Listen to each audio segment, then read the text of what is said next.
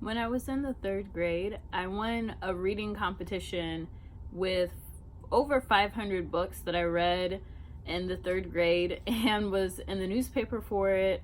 I took tests on all of the books, so it wasn't like I just read the books and was like, yeah, I read it. I believe we had to take tests on them. There were electronic bookshelf, and I've always loved reading. So besides reading all of those books back then, I tend to read on a fairly consistent basis. I have a book addiction. I buy books constantly. I have not finished one recently, I don't believe, but I usually tend to finish ones that I buy and have like a cycle for going through them. Right now, actually that's a lie. I did just finish reading Mating in Captivity by Esther Perel, and I'm reading through it a second time so that I can talk about it on here because I find it to be a very fascinating book. And I've reread the introduction, so I'll be talking about that today. I'm Latia. I am a nerd. I like to talk, and this is my channel. Please like, subscribe, or share, and join me in my Facebook group if you're curious about learning more about what I talk about and just being able to get in touch with me. It's probably one of the best ways to do that. Although I am active on my Instagram and I'm building up my website to be more useful. But join my Facebook group, subscribe to my channel, that would be awesome.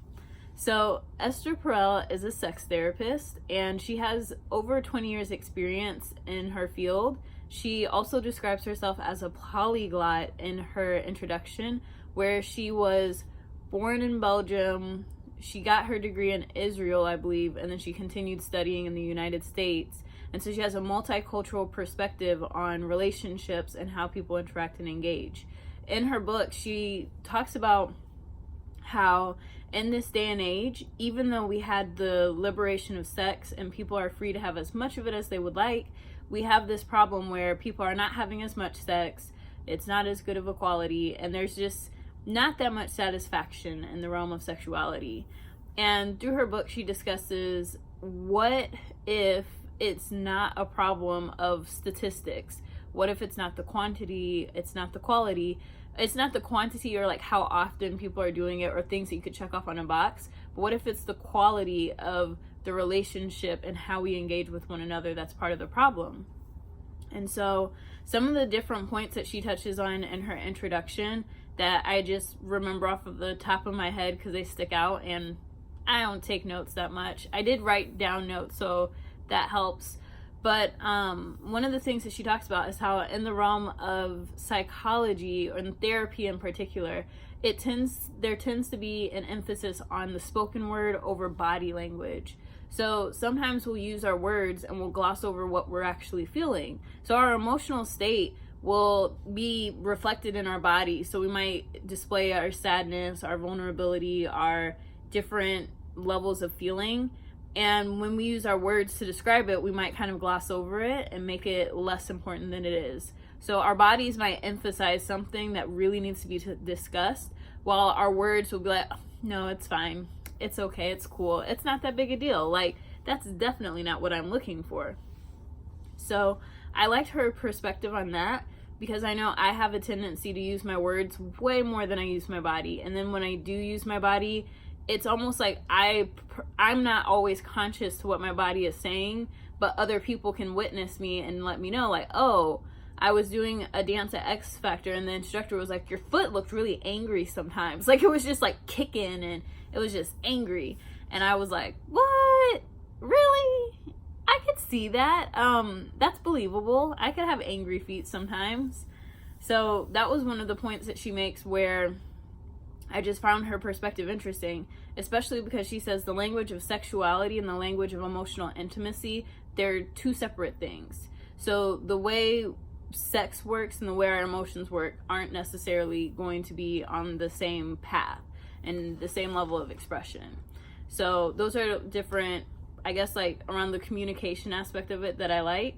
I also like how she talks about, she says that the way we look at love is kind of unhealthy sometimes. So the way a lot of people tend to look at love is confusing it with merging.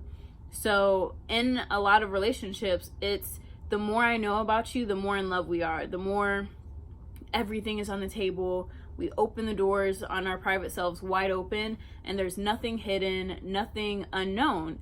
And then she says that we wonder why there's no mystery. When you've given away all your secrets, there's nothing to keep you interested and engaged. That's how we kind of start taking people for granted, because, oh, I already know all their secrets. I know everything that they've been through. I know them better than the back of my own hand. That's when we start getting complacent in relationships. And I feel like that is a challenge in a lot of relationships, whether they're intimate or friendly or even work. For me, work relationships are, as in my relationship to having a job, is one that is very difficult for me to maintain. I can be fine for, depending on the job, so long, and then it's just like, oh, this again, another day, another dollar, but I just want the dollars. So I like how she has the perspective of how do we have the security of a relationship and the intrigue and mystery of eroticism and keeping it spicy and fun, which she touches on in her introduction about the dichotomy, that eroticism exists as we are separate. So the more separate and distinct that you are as two individuals, the more intriguing and enticing that relationship becomes. So then, instead of being like Siamese twins or joined at the hip, you're like two separate, and that space where you are not glued to your partner and like that intimate with them, there is that potential for loss. Like, there's uncertainty there, and a lot of times we don't want that uncertainty in our romantic relationships or any relationship really, because it's a challenge. It's difficult to navigate that space where it's like, are you going to talk to me? Are we good? Someone else is attracted to you? Like, what's going to happen if we're not so deeply connected and intertwined that like it feels like I'm secure no matter what happens? I really like that idea, because I've always wanted a relationship where I am Latia no matter what, and my partner is who they are no matter what, and no matter how close we get, like, we'll still have like those little areas where it's like, if I'm out with my girlfriends, I ain't gonna tell you what goes down, but I'm not gonna do anything that's gonna like disrespect or threaten our relationship. Or will I? I don't know. I haven't really been in many relationships to speak on that aspect, but when it comes to dating, I do know I tend to be pretty honest.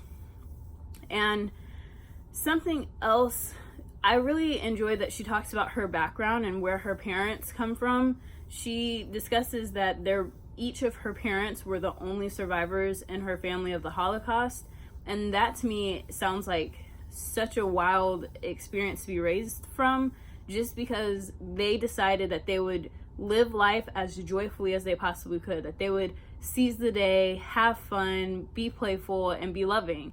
And she admits that she doesn't know about her parents' sex life, which like makes sense, but outside of the fact that they had 2 kids together, but she's like, she could experience the magnetism and pleasure of their relationship, and that's part of what informs her work and what she does in the world. And her husband happens to work with the trauma side of relationships and like the pain and suffering that people go through. So it's very interesting to have the perspective of someone who is very much cross-cultural, cross experiences. So she's not just, oh, everything's pleasurable and fun and amazing and all it is orgasms and love and everything will be wonderfully work itself out. She's like, no, it's gonna take work. It might be painful. You might have to change what you're doing, but she has that perspective, and it shows through in her book. I'll definitely talk more about it depending on how I feel and when, but I love this book. It's really been a great reading experience, and I hope other people pick it up. So get Mating in Captivity by Esther Perel. It's amazing. It made me look at myself and like reflect on my journey, and I'll be going through it chapter by chapter because I'm really wanting to make sure I can look back on my notes and what my experience was of this. So I hope you enjoyed this video. Please comment below and let me know what you think. Please like, please subscribe if you're not already subscribed. If you are subscribed, thank you and welcome back. I hope you enjoyed this, and I hope that if you do pick up this book that you learn something about yourself and relationships, because she's really truly a talented therapist, and an inspiration to me, and my short interactions with her, which are some YouTube videos and this book. So have a wonderful day, and I'll see you next time.